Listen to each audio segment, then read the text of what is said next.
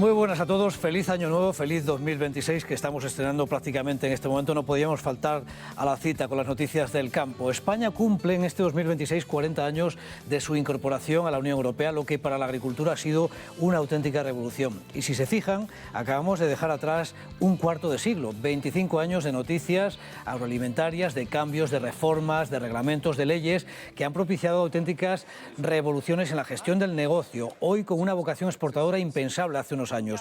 Y por eso no queremos entrar en el nuevo cuarto siglo sin mirar atrás y recuperar para ustedes imágenes como estas, grandes hitos de este periodo tan productivo que empezó con la entrada del euro, con la gran reforma agraria de la Agenda 2000, con la que se cimentó el segundo pilar del desarrollo rural para incentivar la incorporación de jóvenes, se pusieron las bases de la nueva orientación que tendría la PAC hacia los mercados, primero suprimiendo mecanismos de intervención en cereales, en vino, en aceite, destilaciones, con los desacoplamientos en las ayudas que tienen todavía reflejo hoy en las asociadas, fundamentalmente ganaderas. Eran los años del austríaco Frank Fischler, están viéndole. Después vendrían otros comisarios mucho más liberales, como la danesa Marianne Fischer-Boel.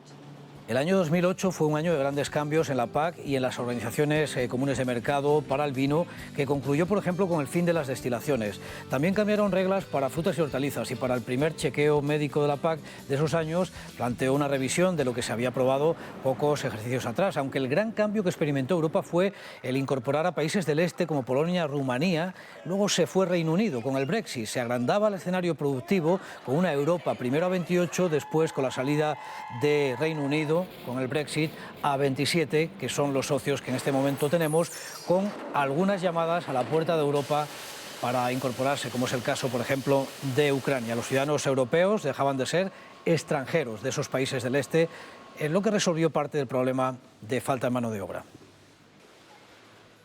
La entrada del nuevo siglo fue convulsa desde el punto de vista de la sanidad animal. Las vacas locas fue la segunda gran crisis después de los años de peste porcina africana, peste porcina clásica, pero el problema fue a nivel europeo. Al surgir los primeros casos en el Reino Unido, precisamente, desatándose una psicosis también entre los consumidores que provocó el hundimiento del vacuno por la fuerte retracción del consumo. Ni las acciones del entonces ministro Miguel Ares Cañete, acudiendo a algunas barbacoas para lanzar un mensaje de tranquilidad, consiguieron evitar el desastre en la comercialización de la carne. El contagio de algunos humanos acrecentó el miedo. Si en estos años el sector ha tenido que hacer frente a varias crisis de insumos y también de materias primas, la escalada del precio que alcanzó el barril Brent, el petróleo, fue posiblemente uno de los momentos más críticos de esos años, de esos primeros compases del siglo XXI, que llevaron al Ministerio a crear mesas de trabajo, también de fiscalidad, para buscar salidas y compensaciones. De aquellas maratonianas noches de reuniones, surgió el acuerdo de la devolución del impuesto especial de hidrocarburos, que todavía mantiene vivo el sector, aunque no fraguó la histórica reclamación de que se reconociera el gasóleo agrícola como un gasóleo profesional para el campo. En el año 2005, hace ni más ni menos que 20 años, nació el esperado Plan Especial para el Alto Guadiana, conocido después como PEAG. Los regantes de esta cuenca venían de años muy conflictivos que acabaron incluso con encierros en la Confederación por falta de soluciones a la regularización de pozos y de muchas sanciones. Están viendo la imagen de Enrique Calleja, el presidente de entonces, artífice del plan, con mucha imaginación pero también voluntad política de todas las partes. Pues Cristina Narbona accedió a sellar el Plan Especial del Alto Guadiana, logró el consenso necesario de todas las organizaciones, como decimos, para idear esa compra de derechos, de retirada de riego de fincas que pudieron vender los títulos y un plan de reconversión de cultivos que consumían muchos recursos de aguas subterráneas. Lo más importante es que el Gobierno de España proyectó inicialmente 3.000 millones de euros que después se quedaron en papel mojado. Se invirtieron, eso sí, 95 millones en compra de derechos de regadío que permitió la regularización de leñosos y herbáceos, aunque no llegó para 1.500 explotaciones prioritarias que siguen todavía con la promesa encima de la mesa. Y esa falta de soluciones para las prioritarias y los recortes en dotaciones por la falta de recuperación de los acuíferos ha llevado a los agricultores a agruparse en plataformas como esta y a movilizarse en distintos momentos para reclamar respuestas y para denunciar retrasos administrativos en tantas gestiones o contra la política de sanciones. Bruselas y la reforma de la Organización Común del Mercado del Azúcar en 2006 y hasta 2010 precipitó la gran reconversión de uno de los cultivos de regadío que teníamos aquí en Castilla-La Mancha y que perdimos para siempre, especialmente en la provincia de Ciudad Real, donde había una planta de fabricación de azúcar. Con un plan de ayudas muy suculento desapareció la remolacha, que durante décadas habían cultivado varias generaciones de agricultores. En paralelo, y aquí por un recurso cada vez más limitante en esta cuenca alta del Guadiana, la falta de agua, el maíz también perdió muchas hectáreas, de unas 45.000 que teníamos en toda la región, también en provincias como Guadalajara o Las Vegas del Tajo. Hoy ha habido un cambio sustancial y una reducción notable en aquellas zonas de cultivo. En estos años, sobre todo en la primera parte de estos 25, han surgido nuevas denominaciones de origen y nació en 2019 la Indicación Geográfica Protegida Vinos de la Tierra de Castilla, posiblemente la más exitosa por ser un paraguas para muchos vinos en esa relación calidad-precio tan importante para todas las categorías que comercializan nuestras bodegas y cooperativas. Fue un revulsivo para el embotellado con excelentes calidades, como decimos, en la restauración, la distribución, en la que se han embarcado prácticamente todas las bodegas, con un catálogo varietal muy extenso en toda Castilla-La Mancha. El entonces consejero de Agricultura Alejandro Alonso, con su director de producciones Francisco Monbiela, propusieron al sector crear una fundación del vino para Castilla-La Mancha, que durante años ha hecho un trabajo de promoción que ha llegado hasta nuestros días con esas catas y con aquella recaudación que fue polémica. Hoy es el germen de la nueva Interprofesional del Vino de Castilla-La Mancha. Pero la aventura de la comercialización y la necesidad de crecer en los mercados exteriores ya venía de atrás. De hecho, en mayo de 2001, la Diputación de Ciudad Real lanzó la primera edición de la Feria Nacional del Vino. FENAVIN surgió sin complejos, cuando ProWine en Düsseldorf, la London Wine, ya eran dos señoras ferias. La Feria Nacional del Vino de Ciudad Real ha mantenido su bianualidad. En este 2025 la disfrutamos con mensajes de cierre de filas por la competencia que acaba de surgir ahora con el Salón del Vino de Barcelona. En 2027 volverá a abrir sus puertas. Y con FENAVIN el sector vitivinícola tenía que explorar nuevos mercados, tenía ya su propia feria, aunque una empresa de Ciudad Real promovió la de los graneles en Ámsterdam, la trasladó hasta allí como punto céntrico de Europa, donde convocar a los principales operadores de este segmento. Durante estos años ha sido una cita ineludible que ha permitido mostrar al mundo las mejoras en varietales de esos graneles, de esas elaboraciones o nuevos formatos para un vino con excelente relación calidad-precio, con el Back-in-Box como referencia o el vino en lata. En estos años, el sector vitivinícola de Castilla-La Mancha ha logrado también mejorar su posición comercial gracias a las inversiones en calidad, como acreditan los balances de exportación. Y eso también ha podido ser porque en el seno de las cooperativas vitivinícolas se ha ido incorporando por fin el pago por calidad para la uva que se vendimia, con descargaderos incluso que diferenciaban esas calidades. Enológicamente ha habido también una mayor organización de las cosechas y se han ampliado los parámetros que miden ese estado de la uva para poder cortarla. El objetivo final es que se venda bien el vino y para eso la política de integración comercial es fundamental. Aunque han nacido algunas agrupaciones de productores y se han fusionado algunas cooperativas vitivinícolas, el movimiento quizá más destacado fue el que realizó la cooperativa multisectorial DECOP al crear la sección de vino que encabeza la alcazareña Baco, que agrupa a su vez a varias cooperativas de la zona.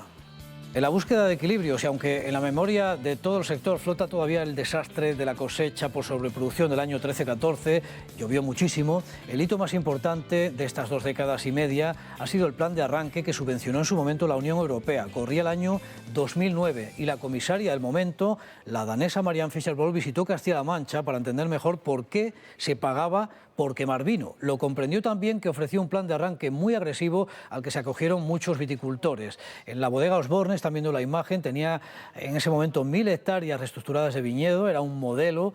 Hoy se han arrancado, por cierto, para poner pistachos. Dijo en su momento Marianne Fischer-Boel que el sector solo despegaría si miraba al mercado.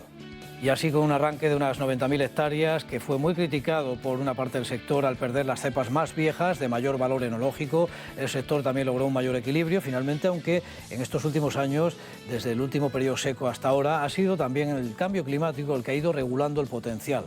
Con los casi 1.000 millones de euros que España gestiona de presupuesto para el vino, que vienen de la PAC, para apoyar la modernización, la promoción en terceros países, la eliminación de sus productos o la línea de inversiones y la reestructuración, desde luego, hemos podido también crecer. Castilla-La Mancha ha ido transformando el paisaje del vaso a la espaldera, ya con más de 210.000 hectáreas modernizadas, pero todavía la mitad del viñedo está en el viejo sistema tradicional.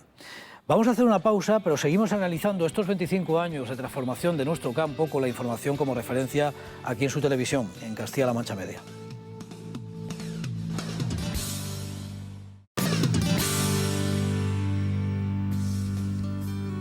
El olivar es otro de los sectores que más se ha transformado, especialmente en estos últimos años, con la incorporación de esas explotaciones en régimen superintensivo que también han cambiado el paisaje y han dado el salto, el sorpaso a la viña, hasta el punto de que hoy tenemos más hectáreas de olivar. La falta de mano de obra en las campañas ha sido otro de los hándicaps. El sector se ha ido modernizando en ese sentido con la referencia que decíamos. El boom silencioso de las explotaciones superintensivas ha moldeado el paisaje, las producciones ya tienen peso en las almazaras. De las movilizaciones del sector para reclamar el rescate público en años donde el precio del aceite de oliva se hundía, a contar ahora en esta última PAC con un programa específico de apoyo con 30 millones de euros de ayudas para ese tipo de superficies más tradicionales. El último paso que ha dado el sector ha sido crear una norma de comercialización que destierra los viejos almacenamientos que tantas veces se pidieron en la calle para que el sector pudiera gestionar su propio destino. El sector del aceite de oliva fue el primero que tuvo una interprofesional desde donde articular una instrucción clara de promoción e investigación para difundir los valores saludables, aunque luego sucedieron otras, en este caso la del melón y la sandía en Castilla-La Mancha. Prácticamente ningún sector trabaja hoy de forma libre en ese terreno. A nivel autonómico, con esta firma que se estampó en la Feria Regional del Campo de Manzanares, se acordó crear también una lonja hortofrutícola para seguir la evolución de los precios de estos cultivos sociales, que desde luego tienen una repercusión económica también en temporada. La interprofesional vendría a realizar el trabajo de coordinación que antes había estado encomendado de alguna forma a la indicación geográfica protegida Melón de la Mancha, que también dirigió, por cierto, nuestro amigo Juan Martínez, ya nos dejó hace unos años, un recuerdo para él. El reto de la interprofesional ahora es diseñar una hoja de ruta para planificar mejor las cosechas, que no se rebase un techo de unas 250.000 toneladas que finalmente puede solaparse con otras regiones productoras del Levante. Todos los cultivos han evolucionado mucho en estos 25 años, pero si hay uno que ha dado la sorpresa, ese ha sido el pistacho. Antes del boom de plantaciones que estaba experimentando en nuestra región con el almendro, una alternativa para muchas tierras de herbáceos, hay que mirar a este otro que ahora está cogiendo el testigo. Hay que reconocer también que el descubrimiento se lo debemos a este hombre, José Francisco Cuceiro, Pepe, un agrónomo que cayó con una beca en el centro de Chaparrillo de Ciudad Real y que, buscando cultivos que pudieran ser viables o alternativos para los agricultores, dio con el pistacho después, eso sí, de viajar a Irán, la gran potencia en este fruto seco, y comprobar en este y otros países las necesidades que tenía. Al final, Castilla-La Mancha era la mejor tierra prometida para la implantación del pistacho, como se está viendo ahora ya con más de 75.000 hectáreas y un tejido de procesamiento con plantas precisamente para la valorización del producto. La lucha por sobrevivir y no sucumbir ante la globalización o incluso el fraude ha sido también una constante del Consejo Regulador del Queso Manchego, la denominación más internacional que tenemos de nuestra despensa, primero contra operadores de países sudamericanos que usurpaban el concepto de manchego. México, de hecho, tenía tranchetes de leche de vaca que etiquetaba como tales, como manchegos, porque finalmente se vio que era una acepción comercial válida que en aquel país hubo que negociar. Después, contra el uso de algunas firmas que con algunos elementos iconográficos evocaban la marca, como el molino. Pues una sentencia del Tribunal Supremo de la Unión Europea finalmente prohibió esta práctica, dándole la razón al Consejo Regulador. Un éxito para los queseros y también para los ganaderos. La incorporación de una contraetiqueta y la placa de caseína que veíamos ha sido también un antes y un después para prestigiar la autenticidad del queso más internacional. En este contexto, el sector del ovino y el caprino, si ha pasado una crisis importante, ha sido la de la viruela ovina, que irrumpió casi después de 65 años en España, que no teníamos noticia de ellas, lo que puso contra las cuerdas a toda la cabaña. Les obligó a confinarse precisamente para poder erradicar el foco que había surgido en un municipio, Villaescusa de Haro, en la provincia de Cuenca, proveniente, al parecer, un lote de la provincia de Granada, donde primero se detectó. Nunca había vivido el sector una medida como esta para más de 2 millones de ovejas y otro grueso de cabras para poder atajar la enfermedad con bioseguridad, desinfección también en los traslados. Precios que cayeron en su momento, que han llegado a rebasar ahora los 2 euros, sin embargo, recuperado el sector para, desde luego, volver a normalizarse, aunque tener que desafiar ahora a la lengua azul y los nuevos serotipos en circulación como el 3, que han obligado a vacunar. Por primera vez en la historia de la ganadería de caprino en nuestra región se lograba un hito, crear una cooperativa de leche que llegó a gestionar más de 30 millones de litros en la región, con socios también de comunidades vecinas, lo que le permitió crecer gracias a esa red de puntos de recogida que fue instalando en distintas zonas de la provincia de Ciudad Real, de Toledo y en otras vecinas como Cáceres o Ávila. Uniproca fue un éxito colectivo que tenía un gran futuro al irrumpir en el negocio de la leche en polvo para un mercado muy demandante. China se postuló como un gran cliente, lo que abrió unas posibilidades infinitas. En Talavera de la Reina se instaló la sede de Uniproca y la gran obra de una torre de secado subvencionada con ayudas públicas. Fuertes desavenencias por las liquidaciones y discrepancias contra la presidencia de la cooperativa. El presidente fue el promotor de Uniproca. También otros miembros del Consejo Regulador provocaron numerosas bajas, denuncias por impagos que terminaron finalmente en un concurso de acreedores. El vacuno también ha mejorado estos últimos años su posición, siempre estuvo en el punto de mira de la distribución y según la denuncia de las organizaciones agrarias, siempre fue la leche un producto reclamo, lo que devaluaba el esfuerzo de los ganaderos. Además, en estos años por fin salió la ley de la cadena agroalimentaria que ha prohibido la banalización del producto con medidas también que buscan garantizar los costes efectivos. Desde la desaparición del viejo sistema de cuotas lecheras en 2016, el modelo ha cambiado y los ganaderos españoles y de Castilla-La Mancha perdieron de la noche a la mañana todo el valor de las inversiones en esos títulos, esas cuotas que habían ido comprando para tener derecho a producir más. Ahora el mercado está liberalizado, han venido años de gran conflictividad para defender unos precios dignos, protestas, concentraciones, derramamientos de leche. La interprofesional INLAC nació para defender al sector después de años malos. El precio por fin en leche de vaca también ha logrado un rango rentable. En el lineal también vale más para el consumidor. La PAC siempre movilizó al campo en todas sus reformas, que además incrementaron la burocracia, y este fue el motivo por el que se generalizaron unas protestas que inicialmente habían acontecido en Alemania como reivindicación por la desaparición de algunas bonificaciones del gasóleo, y prendió esa mecha en todos los países europeos, países agrícolas, que desembocó en una tractorada, desde luego, inédita en la historia de la agricultura europea, hasta el punto de que la propia von der Leyen, al generalizarse en todos los países miembros, pues comprometió tener más presente al campo, cosa que luego no se ha visto en el recorte que ha planteado para las reformas. Están viendo imágenes, algunas de las movilizaciones que se extendieron también en nuestro país por todas las grandes ciudades, también aquí en Castilla-La Mancha.